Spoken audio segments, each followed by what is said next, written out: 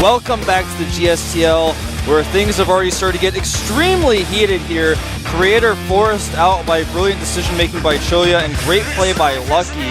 Now, both teams in a very difficult position because if Lucky loses here, FXOpen is in an awkward position and they're behind in points, but if Lucky wins, FXOpen is in a great position as far as player picks go. I'm so excited to see who wins this game, man. The map is in Toon Valley, a great map for Creator, as of course, when your player has just lost, you get the map choice, and I just love how things have progressed so far, Calder. Yeah, this game is going to be sick. We have a great map for Creator, but at the same time, this is an awesome matchup for Lucky. He has proven himself to be quite the PvZ player in the past, and he even took down, for example, Oz in the Raidfall Invitational that we had just recently, so this is going to be great. This should be really exciting. Look at that. Is that the winner prediction? 50% and 50%? That is crazy. That's actually so crazy, man. Nobody knows who's going to win this match. Only time will tell. Wolf and Calder casting here at the GSTL. Creator against Lucky. Will FXOpen tie it up or will Prime further their lead? Let's find out now. We have cross position on Entombed Valley to the top right of the map. We have the second player for the Prime team today. Up against Lucky is now in the red color. Oh, one and only Creator Prime! Creator Prime, and oh my god, he looks just completely merciless. He was in the makeup area earlier, and we just had a few words with him, not too much, but he is just so calm and such a great player. He's up against FXO Lucky! This game should be insane, especially with the cross positions. This definitely is something that Creator will quite like. Usually for Zerg, it's awesome if you can't get attacked too early in the game, but the problem is that on this map, Protoss players can take a lot of bases, and with 3 or 4 bases, the Protoss is able to just open every tech pattern that he needs. A lot of fans here, as you see there, and you're exactly right. Now, one thing that's interesting to note right away, which you guys have already seen, is that Creator is not going for a Forge Fast expand, but is going to do some sort of gateway play, probably a Sentry expand, but anything is possible, and this style of play can catch a lot of Zerg players off guard. I don't think we're going to see a 4-gate, for example, or anything like that, nothing crazy, but it looks like Creator has had a plan from the beginning. This is a great map for Forge Fast expand, so to use this build here is pretty cool. I wonder exactly what we're going to see. Doing an interesting wall off as well, making a Cybernetics core not next to his gateway. And another thing that we should mention here is that Creator was looking so strong against Zerg lately. He was able to take down Domregu, he beat Monster both in the KSL, and he took down July in the GSL up and down matches. Yeah, he looked so strong there, and second gas has been taken right now for Creator. Now, something I wanted to mention, guys, that I actually have been meaning to tell you for a while is that next week, before the finals of GSTL, there's no GSL broadcast, no Code S, but GSL will be rebroadcasting on the GOM player old Team League matches from the teams in the finals, so you can kind of see highlights and things like that. So make sure to tune in. Just, you know, check it out. Definitely check it out. There will be a rebroadcast as well. This should be really, really good. Just get a bit of a glimpse of how these teams performed in the past and get you guys pumped for the finals in Las Vegas. Who is gonna go there? Is it gonna be FXO or is it gonna be the Prime team? We have the expansion now for Lucky, and this one early gate gives Creator just a whole new variety of strategies to use. You can get aggressive. You have so many different pressure timings with this. There's the possibility of a 6-gate. Now, I think he's just going to go for a 1-gate expand here. He's not even going to add any additional gateways, just 1-gate Sentry, which is fairly risky. But because we see Lucky going for a very fast, basically a super fast third base here, he could be vulnerable to additional pressure, but at the same time, it means this Nexus can be taken almost for free. And I do not know if Creator is actually not scouted at all. He has no idea what his opponent is doing. He actually has no clue. He has not even moved down his ramp, man. He doesn't care. He doesn't care. It looks like he's practiced this build from the beginning. It looks like he's got a plan. I wonder what that plan is going to be. Now, he's going to add his second and third gateways before Forge here. Very common follow-up to see. One gateway into Nexus, following up with the 2 additional gates now to be safe. He already has a few sentries out here for the force fields, and well, Lucky is not gonna pressure anytime soon because he has the 3rd base. There's not gonna be a lot of pressure by Lucky here, so Creator is definitely able to secure this base, and at the same time, with all these gateways that he has, he can try to get a little bit more aggressive on his own if he wants to. Yeah, I'm really curious reason to no Forge, which means not only no cannons to defend against any aggression that he can't possibly even know about because he hasn't scouted, but upgrades. He has no upgrades early on. I think we might see some sort of all-in, old school style, like 6 or 7 gateways with sentries. As soon as he sees his 3rd base, he's going to make a choice. Now he sees a 3rd.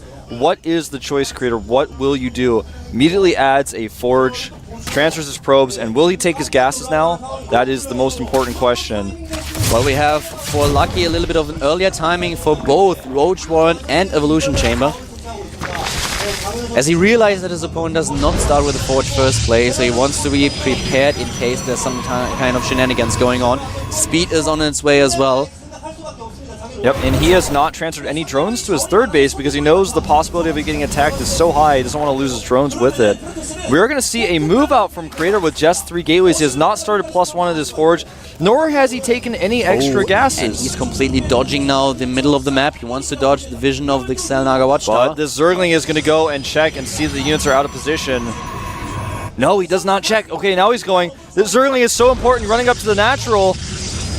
He sees, you guys didn't get a shot of it, but the Zergling does see the units are out of position. There's a cannon being made and only a sentry there, which is going to tip him off. There's an attack. He starts a spine immediately. He's got roaches on the way as well. But this is, he has no, the rocks have not been destroyed. If he gets up this ramp, this 3rd base dies no matter what. And guess what, Caldor? He just got up that ramp. Exactly. He can use the force fields now in order to just force the roaches back. This has to be the death of the 3rd base. If he plays this correctly, the 3rd should die. Yep. Even if he kills the rocks, the roaches cannot get in. He goes for a counterattack. He completely ignores the rocks right now and moves across the map, trying to get into position at the natural of Creator. Prime Creator attacks this 3rd, takes down another Overlord, trying to supply block his opponent. And we have Spine Crawlers building for Lucky now. He wants to defend his natural. He wants to defend his natural. This is a huge risk for Lucky to go for this roach counterattack. It will probably work since there's only 1 sentry, a stalker, and a cannon in play. But if this does not work, he's going to be in a lot of trouble. Oh, Creator not paying attention, loses the sentry. Oh man, he does force field, but the pylon. I think he's gonna be in a lot of trouble here because the spines are finishing at the natural. They are, and the roaches are ready as well. Greater private supply block. Here comes the drones. He's using the drones as well. Force fields go down, but most of the sentries already in trouble. He's picking off them one by one, and the roaches are at the natural, taking down probes. Lucky here is defending. He's holding and attacking at the same time. Takes on one harvester after another. 28 of them already died, Wolf. Oh man, he is actually, he's won this game, I feel. The Stalkers are coming back with the worker count, 25 to 38. Will not a position to be in. Creator be able to defend, but now the Roaches and the Zerglings getting into the main base. Will Creator pull off the miracle and recover from this? His units are back by now. He's trying to block the Roaches, taking them down with the Stalkers from the bottom of... Oh god, I don't like his choice to fight with the probes there. He lost a few more. The worker count now 38 to 22. He's going to lose maybe some sentries here. He lost 36 workers in total, and they're just units for Lucky everywhere. He's nearly doubling the supply of his opponent, taking another third base. Well, not another one, but... Yeah, remaking. Yeah, exactly. Third base going up as the layer goes up. 7 more drones. A brilliant decision. He's just gonna... second, and he decides, okay, I have to go for... I can't defend this. I have to attack, and I need to build these spine crawlers to defend. He is going to go ahead and finish this game up right now, taking out more and more probes, and Creator on the map of choice, Entombed Valley, will not succeed here. His attack was thwarted. He did kill the third base, but he was not prepared enough. He was not paying attention when the Roach run by came through. And this game is over, man. And FXOpen in a great position now, taking out Creator, one of their toughest opponents for today, taking him out in great fashion, and the score is now tied. 15 worker supply against 53. Creator not giving up just yet. His gateways unpowered, but Lucky. He has so many harvesters. He is building a spire right now. And a ton of spine crawlers. He wants to play this with Mutulus. He relies on his 3 bases. He has already a ton of gas saved, and he will just completely use so many Muralists in order to take down Creator right now. He will just get a sick Mural count here. He only has one gateway powered. He can only afford to produce out of one gateway. If he wants to power the other gateways, he has to spend 100 minerals on a pylon. And in a time where you're down 30 workers, you don't want to spend 100 minerals on a pylon usually, in most cases. Spine's going up here for Lucky just to be extra safe against the all-in he knows is the only way he could lose, but even that is not really going to be a problem or a threat for him. The rocks are going to go down here, and Creator is more than dead, man. Creator tries to somehow stabilize again, but he doesn't even... He needs to build the pylon now to just power those two gates once again. And just look at the bank for Lucky. He has 1,000 gas. He has so many minerals. And the Spire is about to hit. Then we'll see a ton of minerals. He's even getting a 4th base now to the bottom right of the map. Yeah, I mean, that's a brilliant choice because there's no way that Creator is going to make the risks and all of his units down there to attack a base like that, even if he does find out about it, which he probably won't. 12 Muse on the way. Twilight Council's on the way because he expects a Mutalist transition. He does have +1 for his units, but he has no other resources. Yeah. Look at the Stalker count. 5 Stalkers and 3 Sentries is not going to be enough. He does not have enough money to make cannons in his mineral lines. He won't have Blink. He can barely even afford Blink. And Lucky has a choice here. He can either just try to completely face his opponent's Stalkers, take them down one by one, or he can get into the main base, snipe probes, go to the natural, do it again. I think what he's going to do is make a round of Zerglings and attack straight up with the Mutas and Zerglings as his main army composition.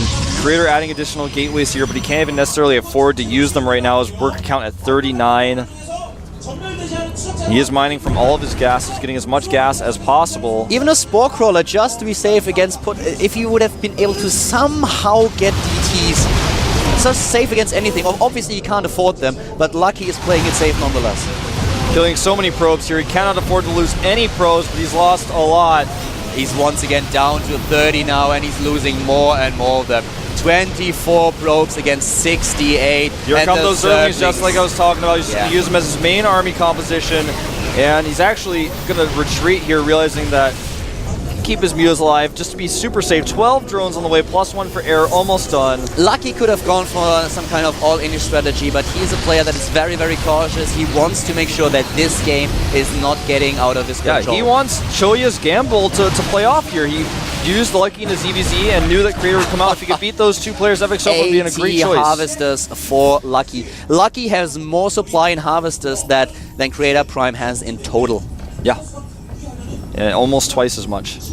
The supply is about 3 times as much for Lucky right now.